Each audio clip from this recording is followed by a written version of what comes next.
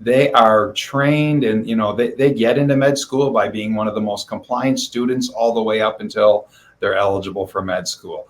They are practiced in whoever's got the longest white coat in the school is the king of the hierarchy here. Brett, what's broken in primary healthcare? An awful lot is broken in primary healthcare, Dave, and it's really breaking the world around us. Primarily what's broken in primary healthcare is that we don't identify problems until in the early stages when they're quick and easy to reverse. We don't identify insulin resistance. We don't do fasting insulin tests or HOMA IRs in most primary care or corporate wellness visits. So we allow things to manifest for 10, 15, 20 years, and insulin resistance unchecked is going to become up to 15, 20, 30 different potential conditions within the human body. So that's what's really broken. And to try to solve some of this, as you and I were chatting after the last two visits that I've had on your podcast, and we go through all of the comments, there was a theme that kept coming back out of a lot of those comments. People loved it when I said I broke my brain. They loved it when I said I broke Ryan Cooley's brain. But they kept saying, God, I wish Brett could break my doctor's brain. I wish my doctor would pay attention to this. I wish my doctor would realize that this isn't some fad diet that I found on the internet, and that this is a real therapeutic application of reversing almost everything that ails us. Honestly, I mean, yes, we still need emergency departments because we're going to have accidents. We're going to fall down. There's going to be things that are not chronic conditions. But there was just a real interesting fact on a podcast I was just listening to that in 1960, do you know how much we spent on chronic conditions, at least here in the US? A big goose egg, zero. And the reason is we didn't have any treatments, we didn't have any pharmaceuticals or anything like this for chronic conditions. We had insulin, but that was predominantly just for the type 1s. There wasn't that much of a type 2 diabetes epidemic like we have right now. And with all of that, it's just become, now it's a multi-trillion dollar industry, all of the drugs and all of the therapies and all of the procedures that really don't have to happen for the most part, or at least don't have to continue to happen in the long-term standpoint. Because as both you and I know, and your channel is just an outstanding example of over 500 people who come and tell their stories. How I reversed my diabetes, how I reversed my hypertension, how I reversed my heart disease. I no longer have anxiety. I no longer have depression. And all of these things can be resolved if the patient knows what they're doing. It's best if they've got somebody who can help them avoid a couple pitfalls that can happen out there. And if you want, we can talk about what some of those things could be. And then we can talk about what I've created and how the listeners of the podcast here can simply copy and paste one link and put it in their electronic medical record and make this work for them. But where would you like to go? Yeah, sure. So, I mean, I'd be really interested in finding out like how other people can break their doctor's brains. So like from your perspective as someone who's been in the health industry, what's the best way that Joe citizen can go to their doctor and say, well, I'm not feeling well, but I don't want to take all these drugs. Look at this material. Absolutely. And the way that somebody who's not versed in all of this, I would just have them ask their doctor, are you aware of what the state of nutritional ketosis is and what it achieves when the human body's in it? And are you aware of how it can be used as a metabolic therapy for A, B, C conditions.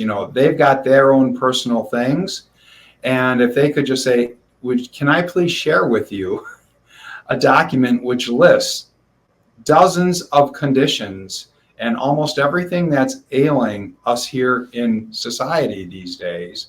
Can I please share information on how doctors are doing this all over the world, that there's hundreds and thousands of doctors practicing in this capacity? Can I please share a guide with you that will walk you through it and answer your questions? In your experience, how do you think, what's the reception you're likely to get from a doctor? It could go across the whole spectrum. I'd like to think that most doctors are going to at least have the bedside manner and be polite with their clients and say, yes, you can share something with me. This doesn't have to be done in a face-to-face. Most doctors work in a system where there's an EMR, an electronic medical record, that they can just, say, doctor, I've been doing a lot of time researching ketosis and metabolic therapies and how it can reverse these conditions of mine and many others. Here's a link that lays it all out. I hope you can review this so that the next time I'm in, we can I'd love to come in and create a game plan with you on how I can no longer have these conditions, potentially be able to get off of my medications. I know it's not a tomorrow thing. There's a structured plan that needs to be followed to make this safe, because the last thing you want to do is have somebody who's on incredibly high levels of various, not all, but many pharmaceuticals. If somebody's on a huge amount of hypertensive medication, the last thing we want them to do, because they're going to need to be titrated down about 50% as soon as they're hitting and maintaining nutritional ketosis, because the body starts and all the hormones start working properly again. And now there's not this need, and suddenly the patient in just a few days became over-medicated just because of the physiological change. And we don't want somebody's blood pressure dropping through the floor, they're becoming hypoglycemic, passing out behind the wheel, falling down steps. There's so many things that when you're over-medicated, there's side effects that you got to watch out for. And even with people who are on psychiatric meds and they enter into this state, many times doctors like Chris Palmer and Georgia Eady, they're going to very slowly phase people into reaching nutritional ketosis, because they need to be able to monitor and get them adapted. But they could have another potential, if they've ever had a psych episode or something, for why they're on it, or they could just suddenly have more of what reason they started on the drugs, because suddenly the drugs and the body are acting together instead of the drug having to mask for the body not being able to take care of itself in the first place. Can you run through some of the information that you can provide, that if I was to share this link with my doctor, absolutely, he or she is going to be able to go through it and understand what's going on? Because as a patient, I perhaps can't explain this properly to the doctor. Well, the great thing, I think, and it might be information overload because there's a lot of information here, but it's all written to and for a doctor, but in the terminology that a layman, a non-medical person, can follow right along. And it just simply states that, here are 10 stats that show that we're destroying the population. 93% of the population is not metabolically healthy. Half of the population is pre-diabetic or diabetic. All the dollars we're spending on all these things. So just irrefutable facts it starts off with. It then goes through and it shows a doctor, if you choose, if you want to practice a different type of medicine, it paints a picture of, here's what your office visits are going to look like. Your patients are going to come in thrilled to see you. They're going to be giddy to report, I have no more pain. I can walk without the cane. I can do all of these things that I wasn't able to do. I'm fitting back into clothes from 10, 15, 20, 30 years ago, if they still cup them. But it just kind of walks through that this could be an everyday occurrence because most doctors are experiencing incredible burnout, and doctors have the highest suicide rate of any profession around. And so this should be incredibly refreshing. Not only going to be great for the patient, it's going to be so mentally uplifting for the physician as well. So after we paint that picture, we let the doctor know that just like there's all different societies for every medical profession, you know, there's the American Diabetes Association, American Heart Association. Well, there's also, you know, the American Practitioners of Therapeutic Ketosis. And I'm sorry, I actually said that wrong, but there's a professional association of low carb practitioners, and they wrote medical guidelines that not only go through the history of much of this stuff, again, reiterating some things that are also in my guide, but it shows them and talks to them about you're going to need to be monitoring what's going on so they don't go hypoglycemic, they don't go hypotensive. And it walks them step by step through all of the things that they might not be used to, because it's just not an everyday practice. They're always titrating up medications. They're never titrating medications down. So it's going to walk them through all of that. Beyond that, you know, it just kind of goes through each of the what you call major categories of disease. It talks about mental health. It goes through the leading doctors, psychiatrists that are reversing schizophrenia, bipolar, anxiety, depression. There's a session in there talking about even anorexia, which I find just fascinating, because most people are going to say, you're going to put somebody on a weight loss diet who has an eating disorder that struggles with this whole concept? And when they realize that this diet is about healing the body, and I don't like to call it a diet because that assumes weight loss. It's a way of eating. It's an eating pattern, and it's as ancient as the human race is. How we're achieving all of this, how we get into ketosis. And it talks about that fasting is as old as humanity, and every religion has had it. It used to be much easier 4,000 or 5,000 years ago when the whole world lived in nutritional ketosis. You know, you could, you know, skip a day of eating and they never even had to think about it, like you and I can right now. You know, I mean, that's just the way that it goes. So we cover cancer, we cover heart disease, we cover neurologic conditions, Alzheimer's, Parkinson's. We go through the whole gambit of what's really bothering most of the people. I provide dozens of books and videos that they can just click and pop and watch on any topic. And there's 10 to 12 different ones just on cancer alone in there, and how Dr. Matthew Phillips is just changing the world from both brain tumors as well as Parkinson's and Alzheimer's. There's more to the story than's in the guide. I reference that. I'm going to do more blogs on other things that impact insulin resistance in the body, that impact these chronic conditions.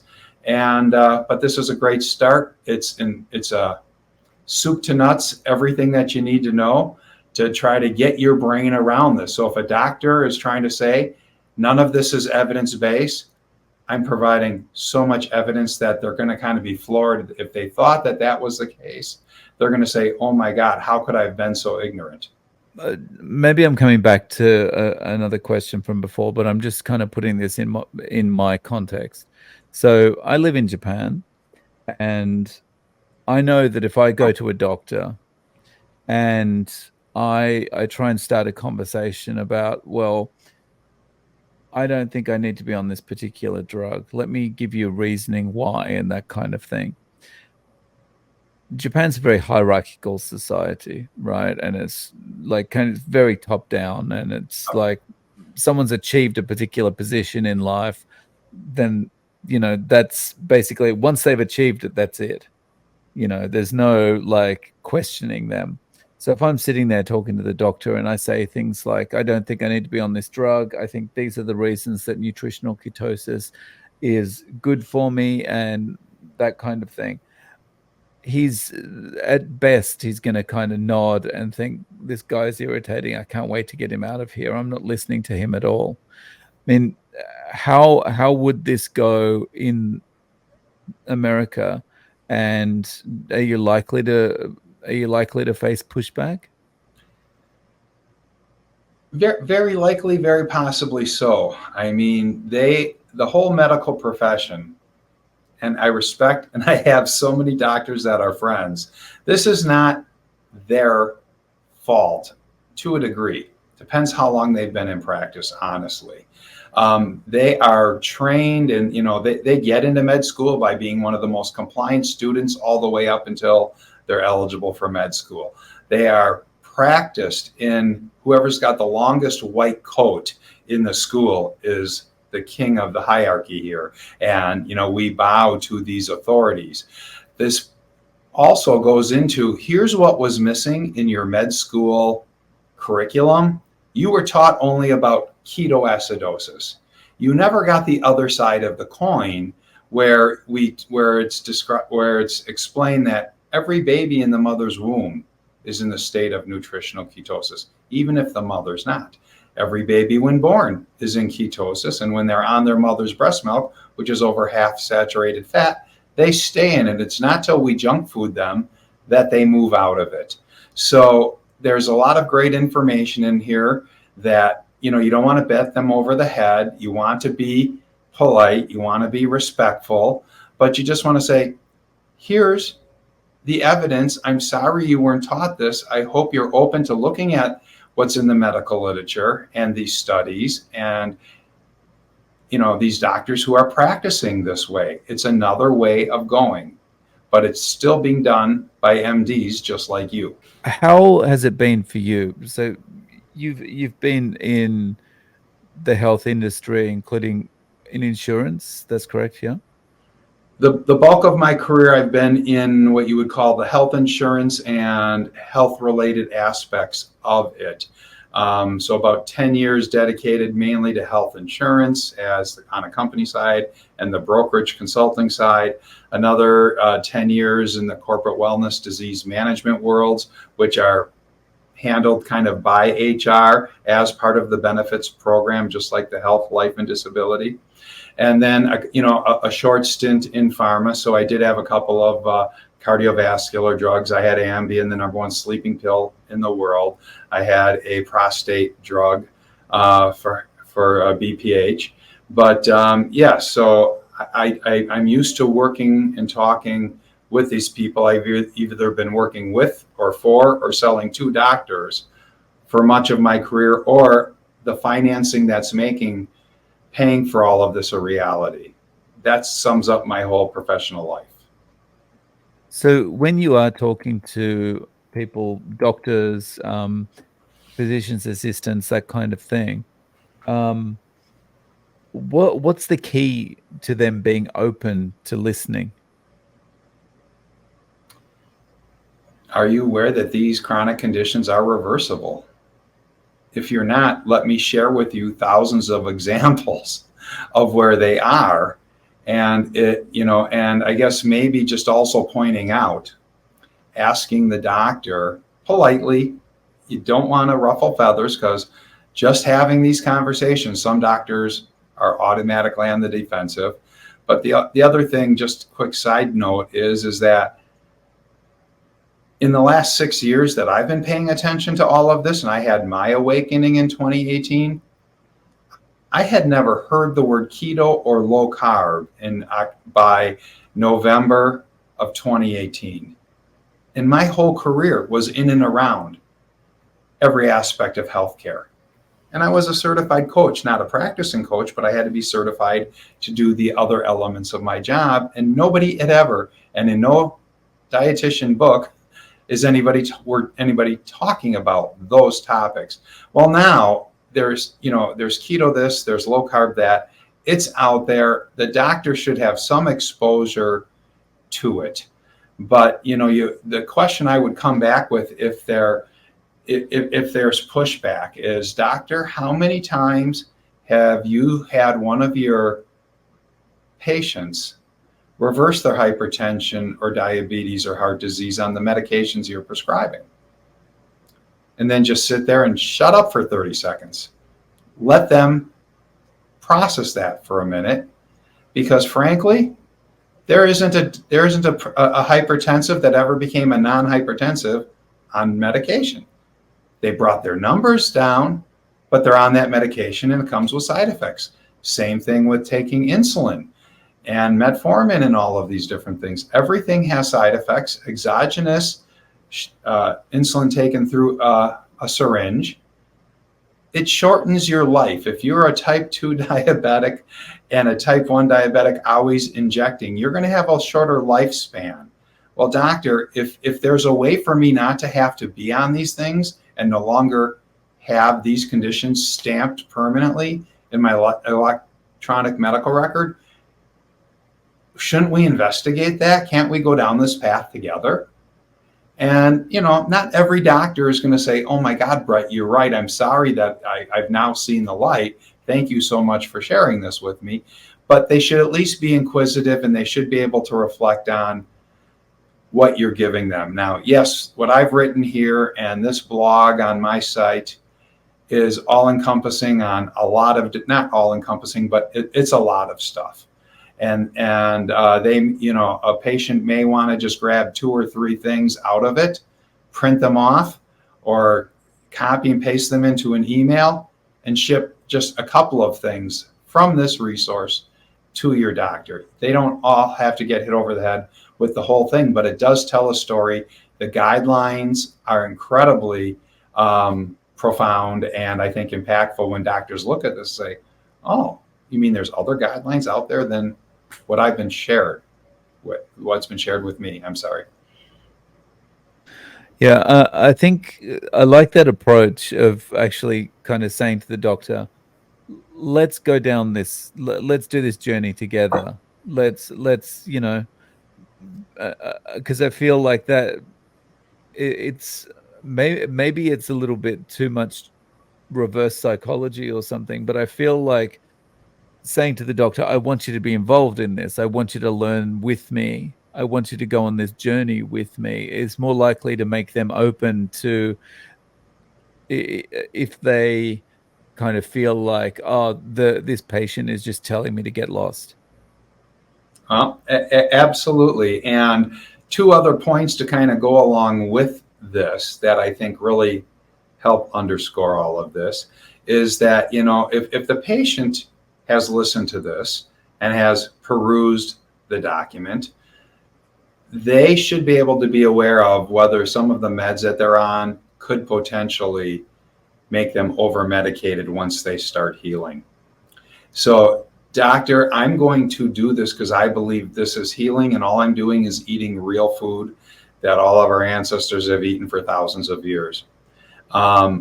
I'm going to be reporting my glucose and my blood pressure or both to you, and I might even give you a GK index, because I might even be doing my ketones, because as they get into this, there's videos that are going to walk them through understanding how important that is and what that can mean and do as well. So, I think that can be a very powerful thing. Doctor, I'm committed to solving to cleaning up my lifestyle. Because the doctors also in med school, there's a lot of talks about this, and Callie Means, who's the brother of Casey Means, where they recently released this book, Good Energy. So he's been on the podcast circuit for the last year, and he was just talking about how doctors from that whole authority, that whole hierarchy type thing that we were talking about earlier, that they are taught in med school, patients can't control their eating. They can't overcome the lifestyle. They're taught the narrative that these people have deficiencies in what the chemicals their brains make. They're taught that they are defective and that these people are missing a metformin. They're missing a GLP-1. They need these things.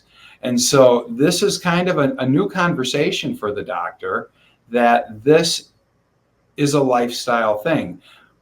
And most doctors have been practicing for a long time, just even in clinical practice, they're also conditioned to think, well, all that my patients have done for the last 20 years is get bigger and get on more medications. Obviously, they can't fix this. We've been telling them, eat another apple, watch your calories, walk more, exercise more forever, and it's never worked. Well, it's been terrible advice.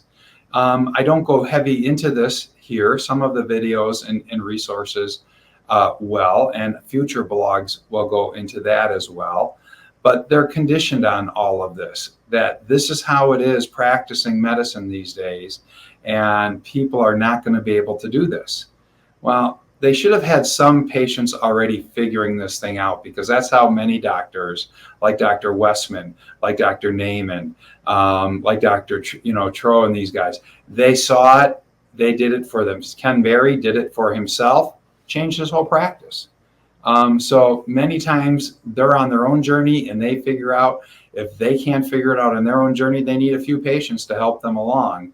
But one more quick point that goes along with this that I think is important, it's that most people, I think over half of the population, because if 93% are not metabolically healthy, over half of the people probably have some form of a sugar or food addiction. I've just recently enrolled in, and I've started a sugar and food addiction class, just because as I'm working with more and more people, and I don't know if you saw what Ryan and I did together on our metabochondriacs, and we went through our stuff.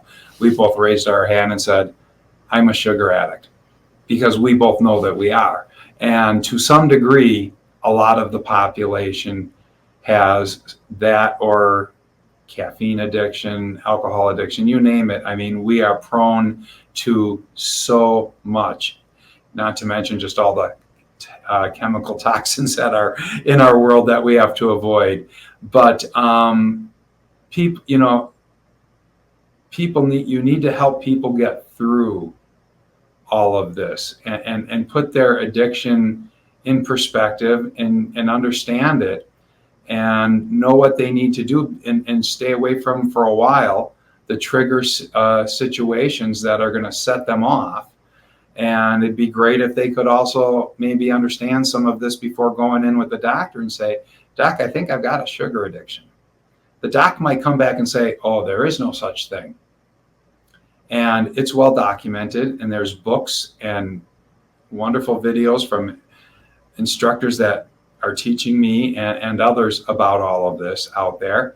But it also just makes perfect sense that doctors are not educated about this, because this is the most profitable economic system that's ever happened in the history of mankind. We have all of this junk food that not only has no nutrition in it, meets none of the satiety mechanisms going on in the human body. It's addictive, and part of that is because when the tobacco companies lost their, people realized, and there's warnings on the cigarettes, well, all those tobacco companies bought all the processed food companies and put their scientists that were working on making tobacco addictive into making all these processed foods addictive. And then on the back end, it's just so profitable for pharma that they had zero in chronic disease medications in 1960. They have trillions of dollars across the globe in medications. And the systems bought all the doctors. And this is the cancer and the heart disease are the two biggest money makers that exist in every healthcare system. So sometimes doctors, when they wake up to this stuff, they'll kind of just go out on their own and say, you know what, I'm going to do a concierge or a direct primary care scenario. And if your doctor's not open and just refuses to have these conversations with you, there are more and more doctors every single day that are waking up to this, are moving into those direct primary care concierge type of scenarios. One of my coaching clients is in a concierge medical scenario. So you can be as nice as you can be. You can share the information. You can walk in with your 3 studies. You can say, look at these millions of people who have reversed their type 2 diabetes and hypertension. Why shouldn't I be one of them? And then sit there and shut up and let them answer why you shouldn't be one of them. So this information, anyone that wants to get hold of this particular blog with all that information, they can click on the link just below our video. One Absolutely.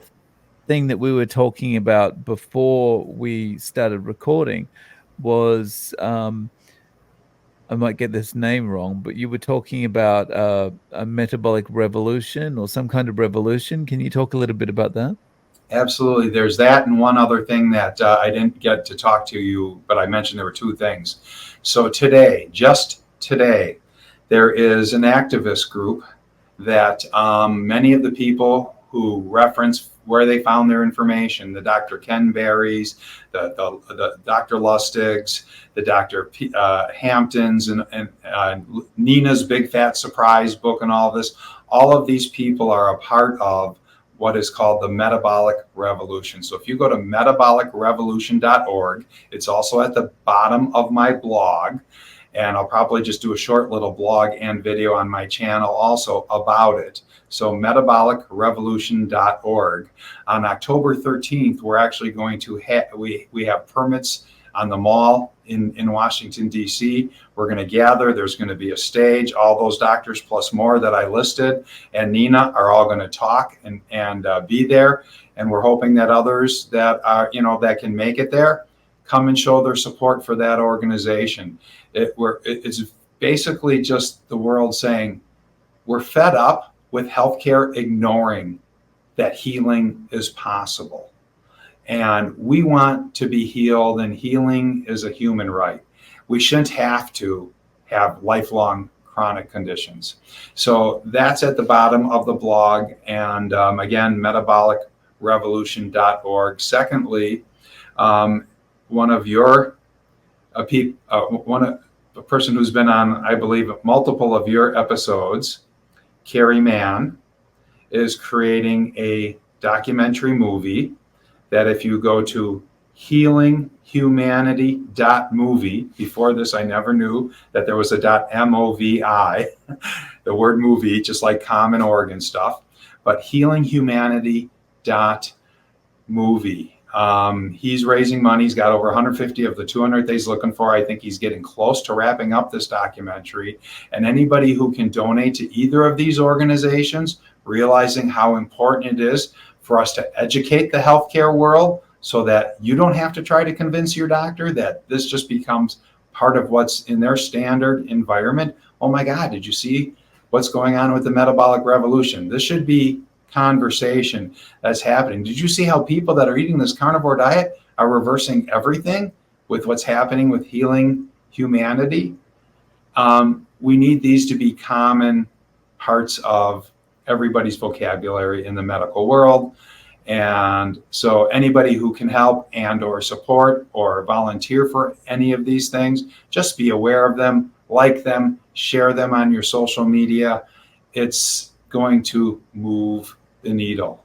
I really like the way things seem to be going at the moment, because it really feels like we're getting to a point where we're no longer going to be seen as the wackos. Well, I agree with that. And there's a sentence or two in one of my paragraphs where I'm like, because I also put Ken Berry's Proper Human Diet with the spectrum from all the way from lion to carnivore to ketovore, keto, and just low carb that, he looks like the James Bond doubles, and I go, the first time you hear of some of these things, keto, carnivore, it's probably just like the first time you heard vegan, vegetarian. And you're like, what is this? And why would these people not eat meat, fish, and eggs? Because when you first get introduced to that, for most people, it's a stretch to figure out what's going on with all of this. Well, yes, like I said, I had never heard keto or low carb in 2018. And now, and it's not only because I verbally vomit on everybody that I talk to and meet, but my world around me, people know about this. Yes, if there are 1,100 people on my Facebook page, they're going, they've been seeing me post about this for 6 years. Kind of funny side story on that, just for 15 seconds. As we talked in the first episode I was on with you, And I'm sure many of your people on this channel that have also been on or have just been watching this, when you have something radically change your health, and I'm sure this is you too, Dave, you can't help but want to share it with people, because how do you hold that back? You need to share it. Well, I, as a certified health coach, not practicing, couldn't control myself in my own house. And the kids and the wife did not want to hear about it at all. But I knew they were all on they were, they liked and followed my Facebook. So the whole reason I started sharing all this stuff in 2019 was simply, if they're not going to listen to me, they at least have to scroll and realize Brett believes in this enough that he's sharing it with his whole social media network. And that's why I really started doing all of that. But you're right. The message is getting out there. We all become evangelists and advocates for all of this. I'm tired of that not being enough. And if you would have told me 20 years ago, Dave, that I'd be an activist for anything that wasn't tennis, racquetball, or pickleball, I would have probably told you you're nuts, because I looked at activists as wackos. And now I gladly wear the badge. I'm an activist. That's a good point. I would have said the same thing. Like when I was in high school, when I first started working or whatever, if someone had said, one of these days you're going to be an activist, you're going to be trying to change people's minds about things, I'd be like, you're kidding me. I'm just happy going to work, doing my thing, going home and whatever, enjoying my free time. I would never have expected to be where I am now. And yeah, I think I personally enjoy being the outlier, the wacko kind of thing. Like the more people think it's weird, the more it's like a badge of honor. Yeah. I'm sure for all of my life, a lot of people like, well, Brett's a little different than everybody else out there. But now, I know there was kind of the first 2 years where I knew people were just not wanting to talk to me because they knew that this was all I wanted to talk about and they didn't want to hear it again. I've learned to dial that back, and I can talk about the weather also now every now and then, Dave, but and other things. I'm just teasing, but it's just about planting seeds and letting them grow. And but the website, the Facebook, and all of these things, the blog, these are all tools. We're just planting seeds, and we're going to let them all grow. And this is a tool for planting seeds inside of healthcare and letting your doctors and your healthcare practitioners understand that there's more that they can learn, and they're going to wind up enjoying their career so much more than they ever have. Because when you heard Ryan talk about it on his episode with you, he goes, I was completely burnt out. I thought Brett was crazy when he started talking about this stuff, but I was so unhappy in my practice. And now he's excited to go to work every single day. And he had more success in the last 5 years, 10 times more than he had in the previous 20. It's revolutionary for everybody. So I'll link to the blog post that people can pass on to their doctor below. But besides that, what are the best ways to get in contact and find your stuff online, Brett? Absolutely. Thank you for mentioning. So just like with the blog, it has my web address as the first half, and then in the back half is the page of the blog. So I am at mymetaboliclife.com. I'm Brett at mymetaboliclife for email.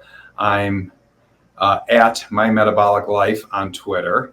So, and I have a My Metabolic Life Facebook page as well. So all of those exist. It took me a month to get everything kind of uniform and adopted and moved over. And yeah, thank you so much, Dave. Awesome. So I'll link to all those below. Brett, thank you so much for coming back on again and sharing such useful information and your experience with us. I really appreciate it. Dave, you are changing the world. I love that you're an activist, and I like being one right here with you.